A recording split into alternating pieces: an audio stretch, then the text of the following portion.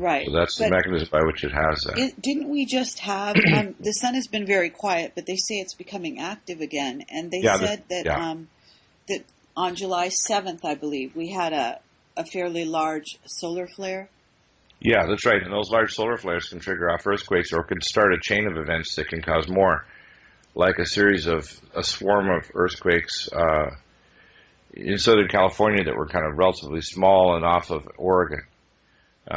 In other words, what they can do is, depending on the frequencies that they emit and the attitude of the Earth at the time when they're released and where the storm actually hits, it can have an effect or it may not have an effect, depending on either the energy, the position of the Earth, and the rotation when the solar flare happens.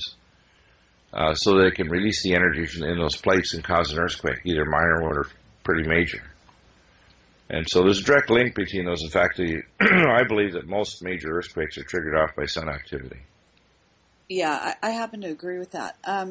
So, you called me this morning. You also mentioned right off the bat that you thought that there were some earth changes coming that people need to be aware of. They're what already are happening. Those? The main ones are increased volcanic activity underneath the oceans, and especially in the southern hemisphere. And that's going to cause major changes in the next, starting, as I mentioned before, back probably in April, and continuing and increasing over the next 3 to 4 years. My other sources of information, both regular and classified, and this is from power corporations in the U.S. and Canada and elsewhere, is they expect a solar mass ejection to be large enough that it will take out most of the grid, potentially in North America, and a lot of our satellites. And when? Do you have a date on that? No, I don't. In fact, the sources I have they're not certain of the date, but they're following the sun activity, and they think that the emergence in the last few weeks of this very large solar storm that hasn't been seen like this for 2 years could precede a solar mass ejection. In the one that happened in the fall of 2005, they had to actually create new classes of solar mass ejections. One's an X and an M class. And the solar mass ejection was so big that it actually extended so far that it actually was half the distance between the Earth and the Moon. And it could precipitate some very major earthquakes that occurred at the time. So they can precipitate things like the Aceh tsunami, or they can precipitate major volcanism. What's going to happen now is they're gradually ramping up of southern hemispheric volcanoes in the oceans. They're going to change the world climate dramatically, mainly increasing rainfall in some areas that don't need too much rain, and other areas where there's going to be a lot less rain, which means famine, it means mudslides, it means major climate shift. And then, of course, it's very likely that the solar storms that are occurring now, the sun has been very quiet for some time, is going to start ramping up, and you're going to start seeing the solar cycle 24, instead of being really quiet, may become very active. There's a difference of opinion on that. Some people suggest that it could be we're entering a quiet period that could last up to 30 years. I don't believe that. I believe that we're probably ending up with the calm before the storm, that we're going to start seeing a lot more solar activity between now and 2013. In fact, the power corporations tell me they expect the power grid to go down by 2013. This is both published information as well as my classified sources. You mean go down in a permanent way, or just go down temporarily? No, significant enough damage it'll take years to repair. And you're talking worldwide, or just North America? Well, it depends on which part of the Earth is exposed when the solar mass ejection occurs. Oh, okay. If it's North America, your North American grid is going to be gone in some ways, it may take years to repair it. Because the solar mass ejection doesn't just knock out the grid. Every integrated circuit, for example, all the freeways in California would be parking lots because those cars won't move. Anybody with an integrated circuit in their computer or their watch, anything electronic will be fried. So it'll basically put whatever part of the world is exposed to this back into the Stone Age. Right. Okay. Well, this is great. I think that we have kind of a great overview at this moment. I think that getting the panel will be very helpful to the listeners to get a full perspective of what is likely to happen. And as I tell people, we're not a victim of the future, we're the co-authors of it. But we have to be fully informed and get good quality information as to what's happening. For example, they're not being honest enough about the fact that geomagnetic storms are downing aircraft in this particular zone of the oceans between South America, Antarctica, and South Africa. And that's not very good. They're not being honest with the fact that flights over the polar areas also have a danger area in the north near the Arctic Ocean of transpolar flight.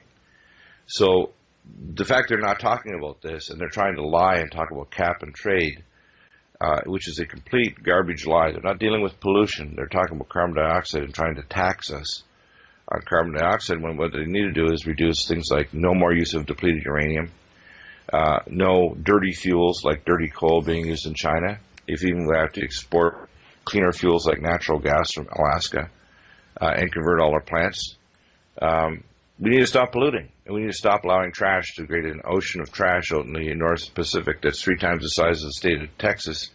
And over the next decades to hundreds of years, it's going to break down to very tiny particles that will be absorbed and destroy most of the life forms in the ocean. So we need to be more responsible. And what's happening is they're completely wrong-headed because they want it as a disinfo campaign to cover up the Earth changes because they've built underground facilities in America to house 30 million people if things really get out of control, like the prophecies of the Hopi Indians of the Blue Kachina, where there'll be a day where for a portion of that day, maybe as little as a half an hour, it'll be a firestorm of X-rays, high-energy ultraviolet light, and thermal effects that could burn you if you go outside. And I believe that we are coming to a time when that's very probable that that will happen. Right. And the public is not being told that this is happening. They're not being told about the dangers in coastal areas. They're not being told about the dangers of major earthquakes or food supplies or even just the disappearance of the grid.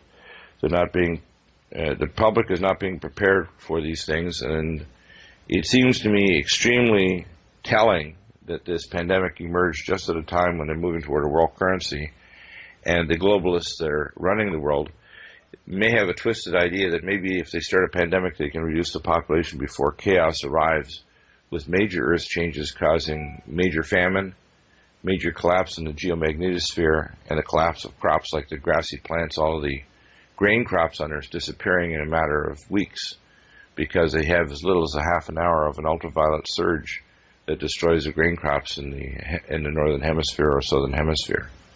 And that's what I expect to see happening. Okay. I think these are likely to happen. All right. Are you having, this is a last question, and then maybe we can just briefly discuss whether or not we should go, and publish this ahead of time here, or we should wait and do our panel. So it's all to you. I think if you want to, you can publish it. I think people are they're not prepared for voluntary home quarantine by themselves. They're not prepared to start filing injunctions. A lot of people are not prepared for, they've kind of shored up the economic issues with obviously deals with the Russians and Chinese for a time because they're moving toward a ultimate cashless financial system. But the real problem that's going to overtake all of us is the Earth changes. And those Earth changes, including the pandemic that's coming, that, by the way, is probably also triggered off, at least partially, by solar activity that's as the sun and the Earth and our solar system passes through the galactic plane. We're going to face things as a planet that we haven't faced for many thousands of years. And it's going to challenge the ability of civilization to survive. Yeah, I understand, and I do. Well, we can make it, but we have to start being more honest with each other. And we also have to not think we can just make vaccines. If we thought they were helpful, which I don't believe they're going to be any benefit, they're going to be dangerous. We have great proof that even if you believed in vaccines, you know that they can't genetically be accurate. I don't believe they will do any benefit. They'll suppress the immune system.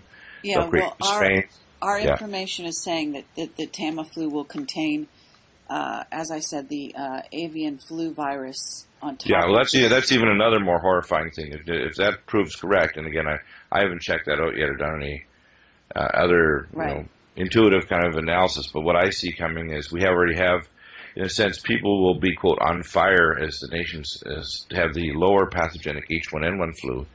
As it acquires new genes, its lethality will rise to about 2.5% to 5% in the Western world in the next year in multiple waves.